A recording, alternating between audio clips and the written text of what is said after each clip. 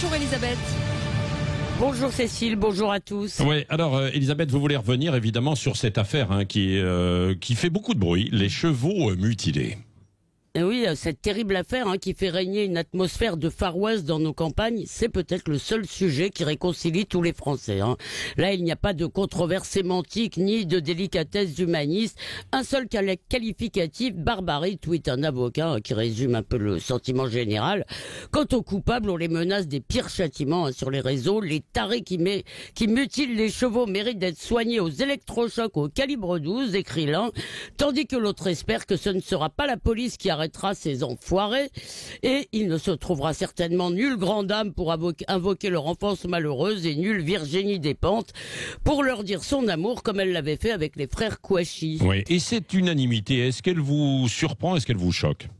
Non, mais pas du tout, mais elle contraste avec nos chamailleries habituelles. Dans la société des hommes, chacun choisit ses victimes ou ses causes. Des féministes qui refusent de s'émouvoir du sort des hommes battus ou tués par leurs conjointes, des jeunes biberonnés à l'islam radical qui ne veulent pas condamner les assassins de Charlie, les cyclistes se fichent du calvaire des automobilistes, les véganes applaudissent les attaques de boucherie, mais les tortures infligées à des animaux suscitent en chacun de nous, moi aussi, le même effroi, la même incompréhension radicale. Comment est-ce que vous l'expliquez, vous, Elisabeth ? Eh bien, écoutez, alors, je peux vous donner des pistes. Peut-être, d'abord, c'est peut-être l'exemple parfait de la cruauté gratuite. Les terroristes ont des raisons démentes, mais ils ont des raisons. Là, il n'y a peut-être aucun autre mobile que la volonté d'accéder à une sorte de célébrité, ou peut-être même qu'il n'y en a pas du tout et que nous avons affaire à des crimes sans pourquoi.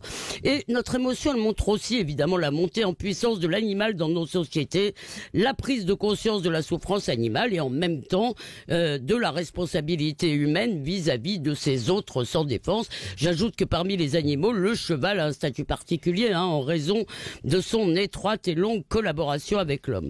Mais pour conclure, je dirais que l'animal, c'est un peu l'état de nature, c'est l'humanité idéale, l'humanité originelle, quand nous vivons pour le meilleur et souvent pour le pire dans l'état de culture. L'animal n'a pas d'appartenance, il n'a pas de préférence idéologique ou sexuelle, il n'a pas de revanche à prendre, il n'a pas de mémoire blessée, alors pardon de faire de la psychanalyse collective de comptoir, mais l'empathie profonde que nous inspire à tous le calvaire de ces chevaux témoigne peut-être de notre difficulté croissante à vivre dans la compagnie des hommes. Merci, le regard libre, comme chaque matin, d'Elisabeth Lévy sur cette affaire qui suscite beaucoup de réactions. Vous pouvez d'ailleurs nous appeler 0826 300 300.